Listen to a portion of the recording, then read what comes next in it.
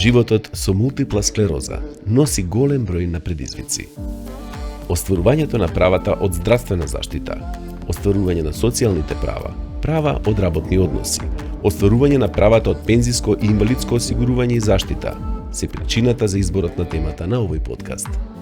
Добар ден, почитувани гледачи. Добре дојдовте во подкастот на Националното здружение за мултиплекс склероза на Македонија. Јас сум Ивона Зотевска, лице со МС, но денес како водител имам одличен соговорник Васил Чојлиев, адвокат. Те молам, представи ни се. Здраво, јас сум адвокат Васил Чојлиев, денес како соработник на Националното здружение за МС. Драго ми е што ќе можеме да позборуваме за некои интересни теми за лицата со МС и ќе бидеме од корист, се надевам. Така, јас имам податок дека 2021 година за прв пат е правната помош во Националното здружение, ама некои други податоци имаш.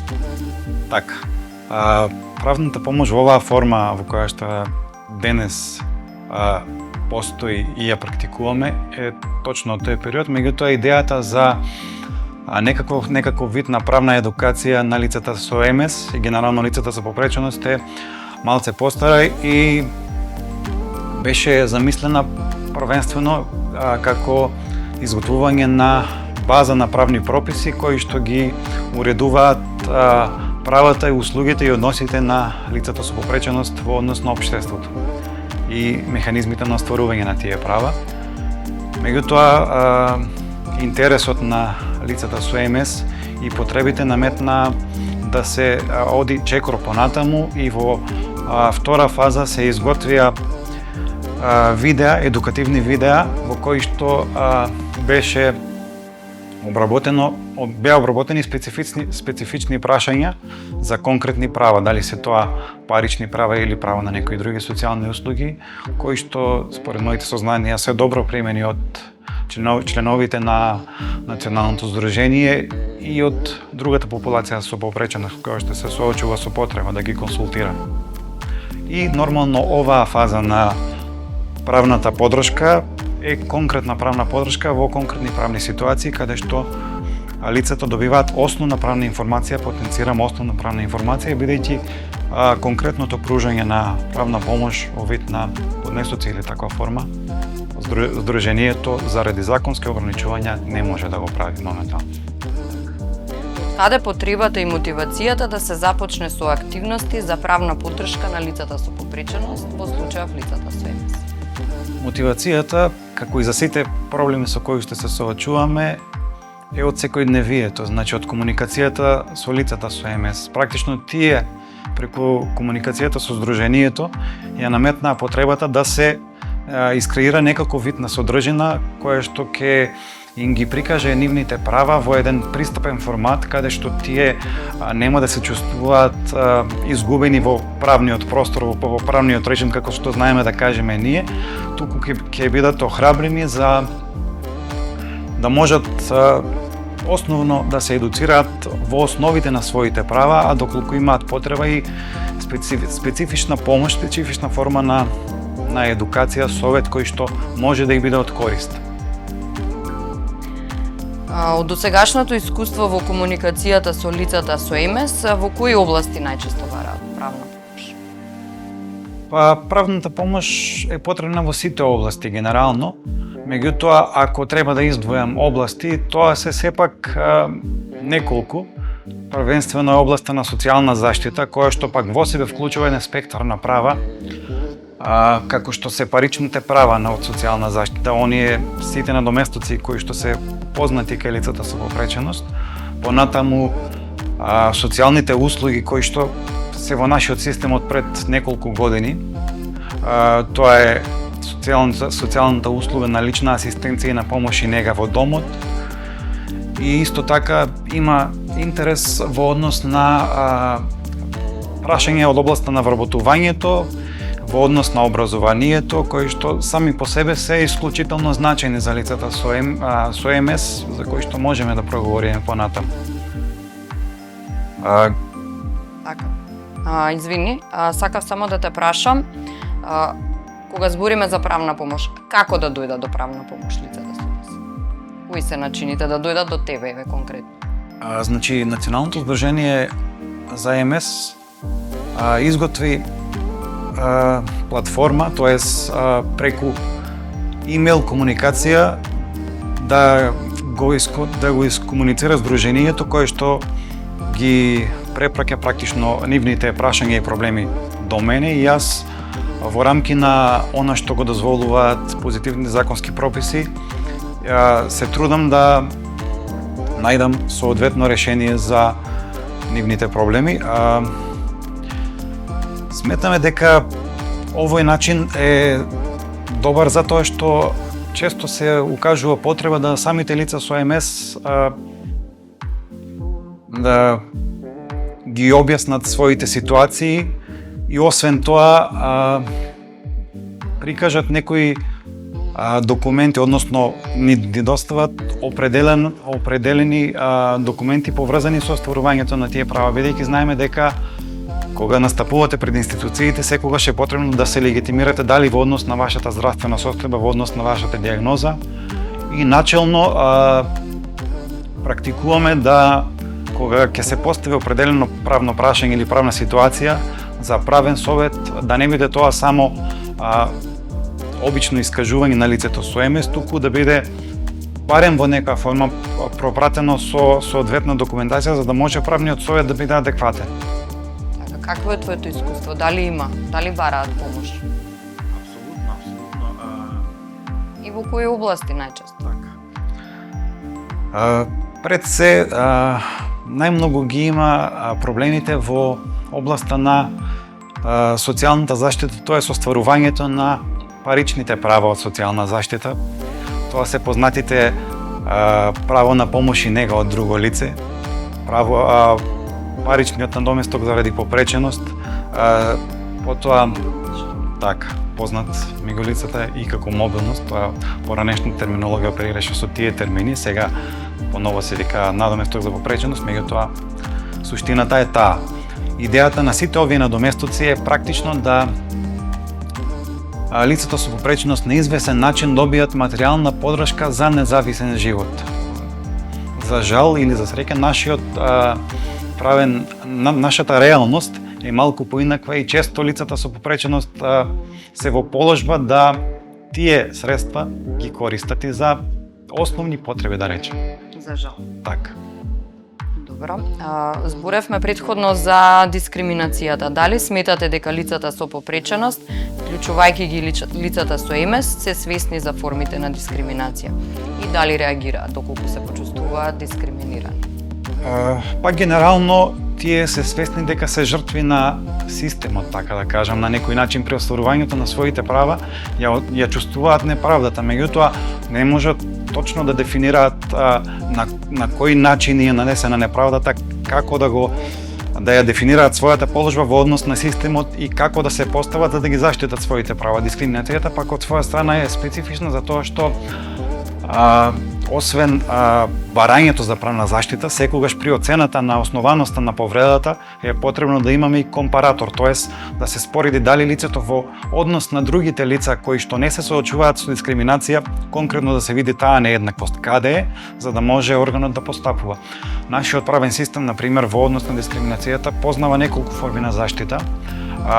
Најефикасна е секако судската заштита, која што се покренува пред надлежните судови, каде што товарот на докажување е на спротивната страна, да докаже дека не го дискриминирал лицето, што е во известна смисла олеснување за лицата со попреченост, меѓутоа праксата се уште не е доволно развиена, иако веќе сега зборам за ситуации надвор од проектот на Националното здружение, генерално зборувам дека веќе имаме ситуации каде што е утврдена дискриминација и органите кои што дискриминирале се задолжени да постапуваат на тој начин што ќе отстранат дискриминацијата.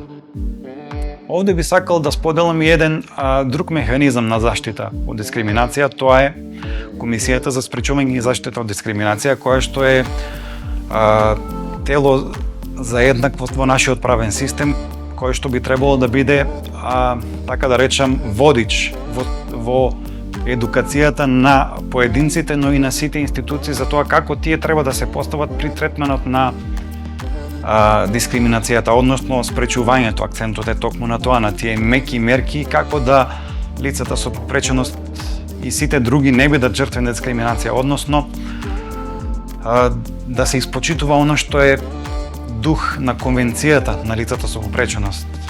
Генерално, бидејќи замислата на сите тие меѓународно правни инструменти не е ништо друго, туку да се создадат еднакви стартни услови за лицата со попреченост, за да може во такви еднакви услови да ги остварат сите своји права и да ги реализираат своите потенцијали како слободни граѓани еднакви со другите. Значи,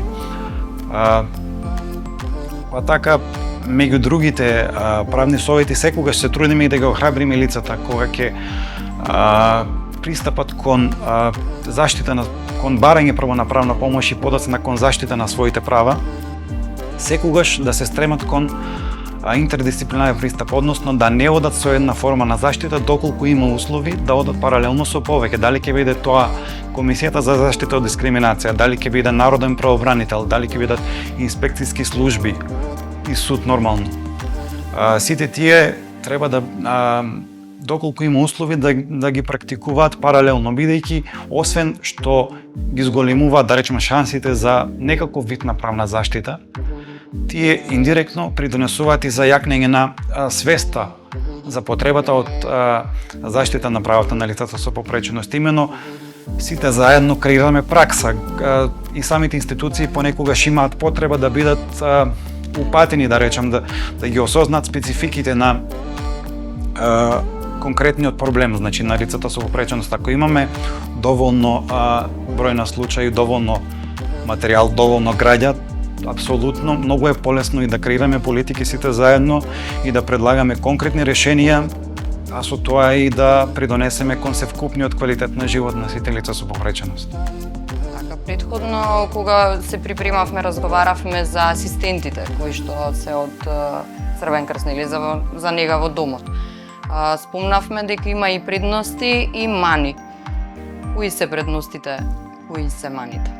Апсолутно. Оваа услуга, тоест сет на услуги за подршка на лицата со попреченост во вид на персонална асистенција, лична асистенција и помош и нега во домот, се релативно нови услуги кај нас во зародиш, во подем. Нормално дека иницијално замислата е одлична, односно да се зголеми потенцијалот на лицата со попреченост за нивно самостојно функционирање.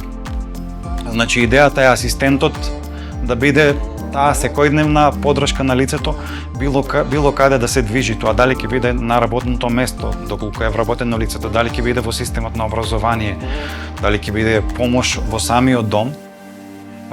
Сите тие услуги, значи, се така димензионирани да му пружат подршка на лицето. Меѓутоа, бидејќи, нели, како и секој нов проект, да речем, нова услуга, во реалноста институциите и самите лица од комуникацијата со нив дознаваме дека се соочуваат со специфични предизвици во смисла да и самите асистенти кои што влегле во процесот, неспорно дека кај нив постои оној првичен ентузијазам и посветеност на обврската, така. Меѓутоа, да, и едукација, бидејќи тие поминале определен сет на обуки за да се стекнат со сертификати, тоа е лиценци за вршење на овие услуги, дали на асистенти или на негователи, зависно од услугата која што е потребна.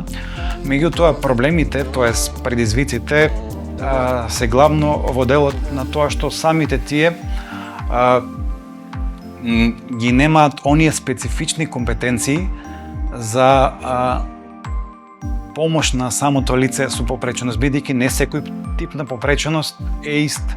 И за жал, некои типови на попреченост со тек на време еволуираат некогаш и во непосакувана насока.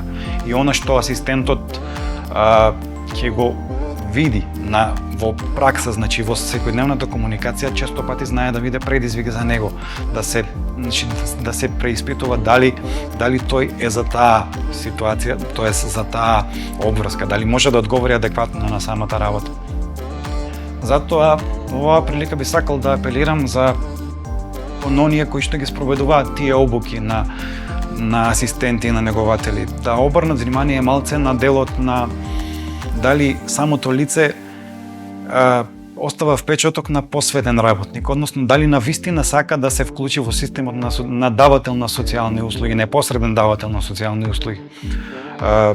И доколку забележат некои флуктуации што во некоја рака и нормално да се јават, меѓутоа мора да се работи на постојана едукација на сите тие кои што се вклучени во самиот процес на давање на тие добра и услуги, и особено е важно во наши услови да се зголеми нивото на контрола на квалитетот на дадените услуги.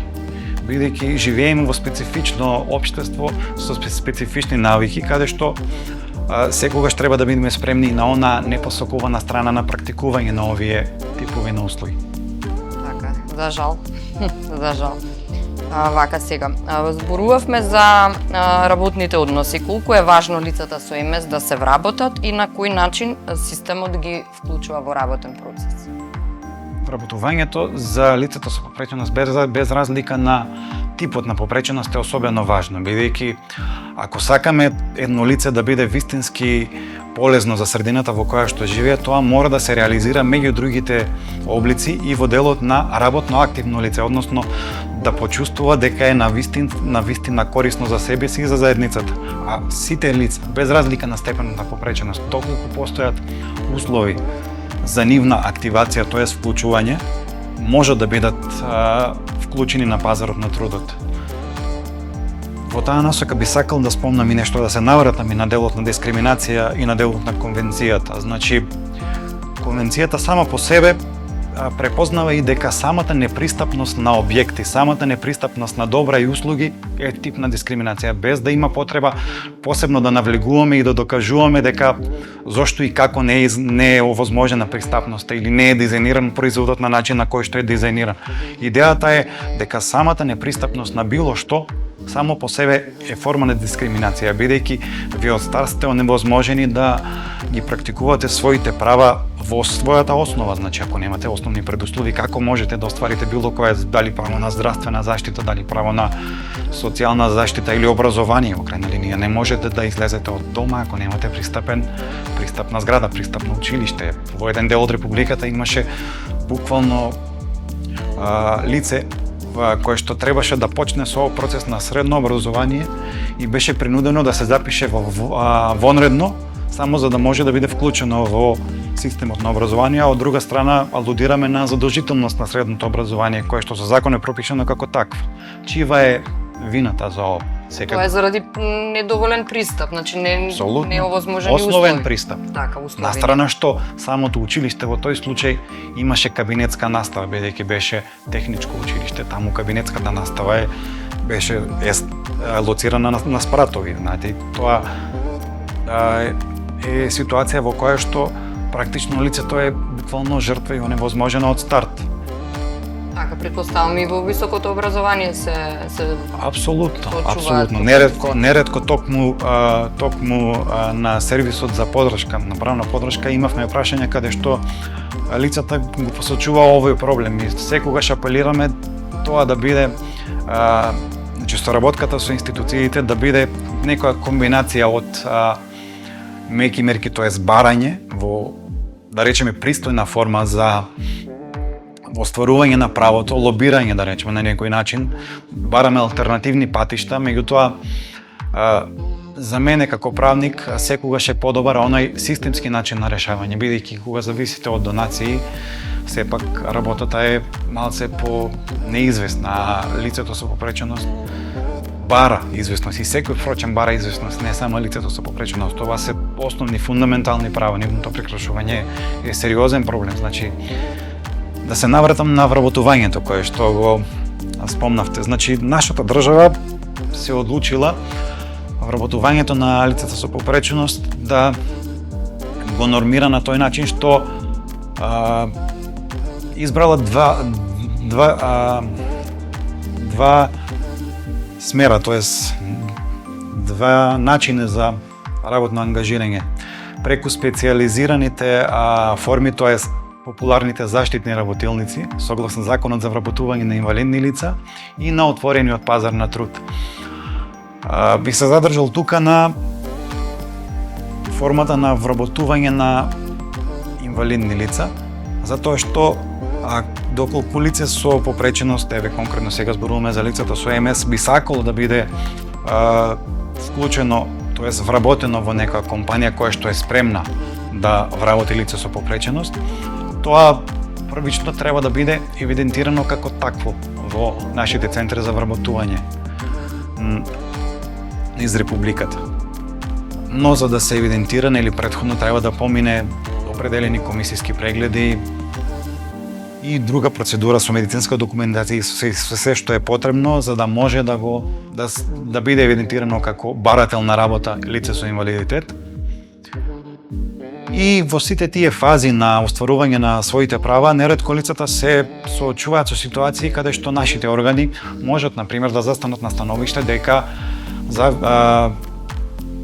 независно од она што лицето смета дека се соочува со определен тип на попреченост, органот смета дека тој тип на попреченост не е во таа форма изразен што е доволен да се смета за инвалидно лице во смисла на закон. И најдуваат на прва пречка. препрека, Така, на прва пречка. Затоа постојано алудираме и апелираме на тоа да лицата кога ќе почнат со процес на остварување на своите права, секогаш да бидат спремни и на еден вид на жртва, тоест одење до крај. Значи, не можете да очекувате дека системот ќе се занимава со вас надвор, тоест ќе сработи работата која што вие за жал сте принудени да ја изодите. Значи, секогаш системот... Значи, сами не можеме на патот да одиме. Апсолутно, апсолутно. Значи, секогаш постојат правни средства за реакција на лицето со попреченост, дали ќе е тоа приговор на некој наут и мислење, дали ќе е тоа жалба на некое решение понатаму, тужби пред соодветните судови. Тој пат е исклучително тежок и долг. И многу долг. Многу долг, исклучително многу долг. Меѓутоа, ако сакаме системски решенија, освен ова, јас како правник не познавам поадекватен начин за решавање на системски на овие прашања. Адхок решенија секогаш може да се најдат, како што спомнав. Меѓутоа, треба да бидеме спремни за промени не само за себе, туку и за другите. Понекогаш свесни сме дека нема да можеби ние да го истераме патот до крај, но како што реков, креирањето на пракса, креирањето на свест, креирањето на притисок на крај на краишта, бидејќи самото излегување пред суд понекогаш знае, ако пресудата е добро образложена, ако има јасни напастви, ако има јасни рокови, би требало тоа да побуди кај сите чинители кои што се задолжени да постапуваат по ова, би требало да создаде обврска. Тоа да се оствари практично.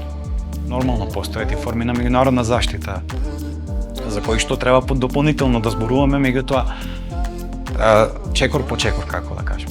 Да, се соочив и јас со истото, го правевме муабетот.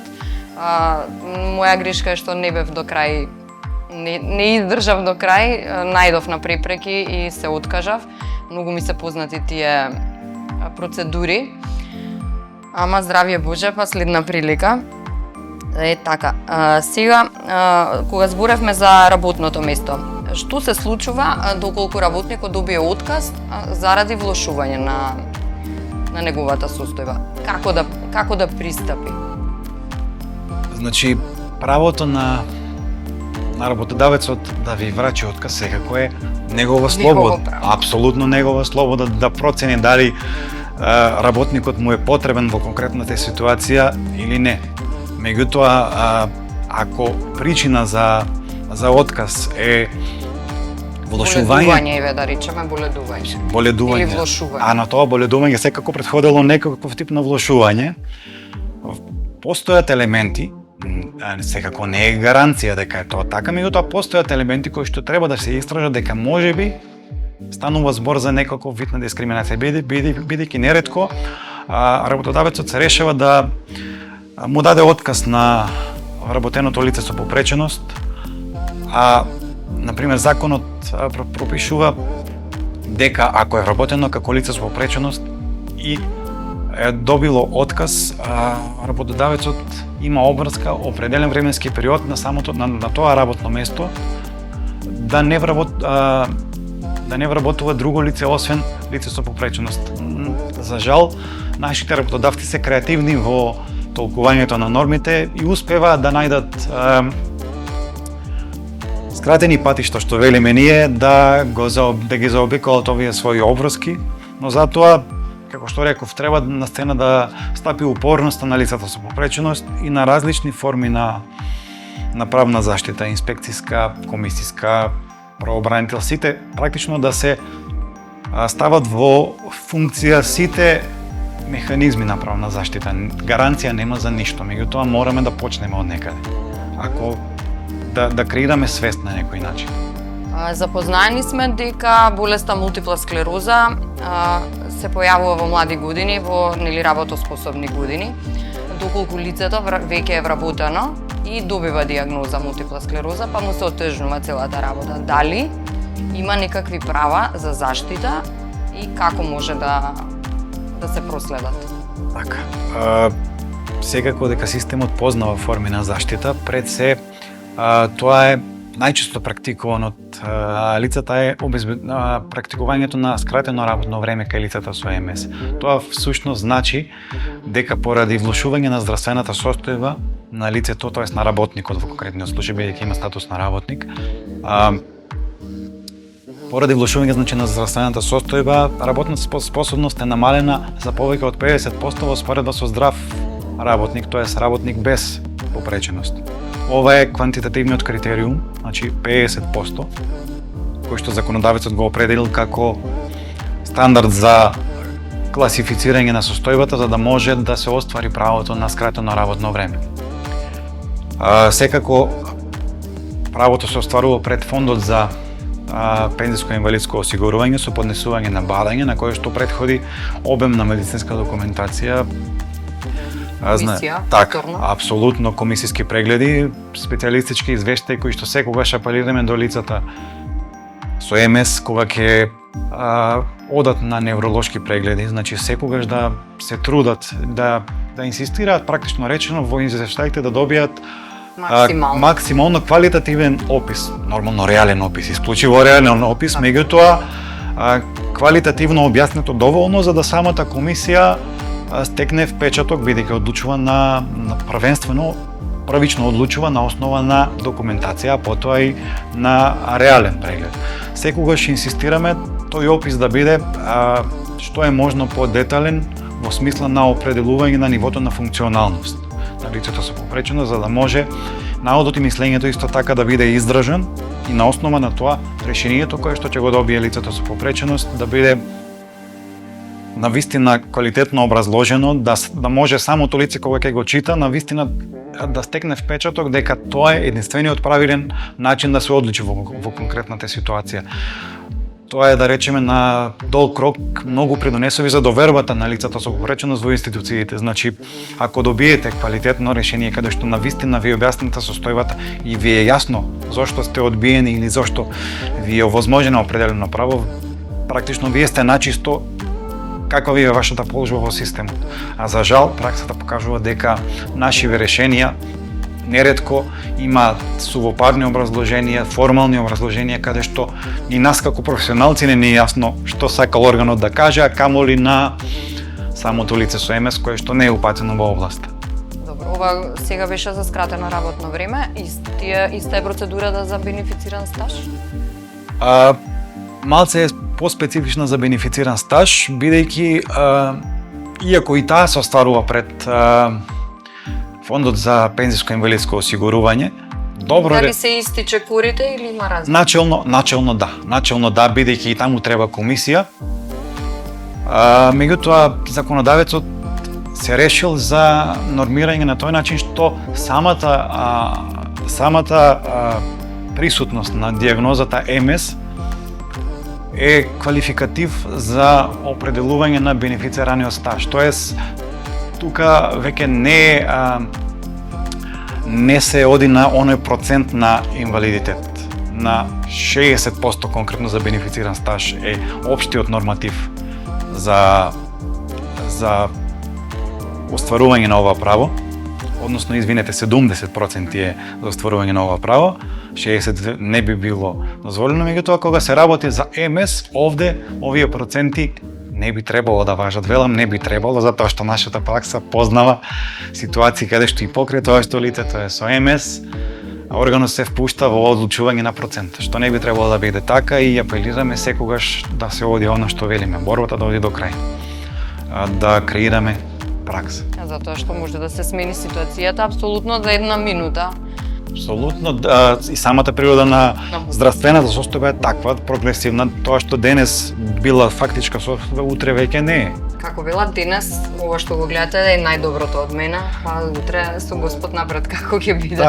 Така, иако моја надвор од оваа правна тема, моje гледиште и мој став кон лицата со попреченост генерално и кон лицата со МС специфично е тоа дека тие треба да бидат фокусирани на можностите. Пак ќе речем, факт е дека состојбата е исклучително деликатна, понекогаш тешка и мачна за справување, меѓутоа мораме да бидеме реални дека и да бидеме оптимисти дека тоа што го можеме, може да само треба да се најде вистинскиот начин и тоа може да ни го направи секојдневието прифатливо и убаво на некој начин. Бидејќи животот е таков како што е, животот е наш, мораме да го изживееме квалитетно. Кои се следните активности на Националното здружение во областа на правна помош и поддршка за лицата со МС? Вака, за димензионирање на следните активности, подобри одговори секако може да ви дадат луѓето од Националното здружение. Јас како надворешен соработник можам со вас да ги споделам само моите желби, како би сакал да го видам овој систем, овој вид на услуга меѓу лицата со попреченост. Тоест, идејата би била да во перспектива развиеме модел на системски поддржан сервис за правна помош. Она што сега здружението го прави преку проекти, преку други форми на финансирање, да стане институционализирана форма, тоа е здружението да добие статус на овластен давател, например, на правна помош преку системот на Министерството за правда, каде што ќе добие соодветна лиценца и ќе се надевам дека ќе оформиме малку поширок тим на колеги правници и сродни професии кои што понекогаш знаат да ни бидат многу од корис на нас како правна фела, да излеземе малку надвор од рамката на нормите, да ја видиме идејата на нормите и да секако со заеднички мултидисциплинарен пристап да успееме да развиеме систем кој што ќе ги детектира проблемите во самиот зародиш, ќе креираме доволен број случаи што подоцна во перспектива ќе бидат и основа за креирање на политики на национално ниво, не само на локално или регионално ниво. Така, јас се надевам дека желбата ќе ти се исполни. Се надеваме сите. Да, ти благодарам за ова гостување и ви благодарам на вас што не следевте, ви посакувам добро здравје и се гледаме во наредна прилика.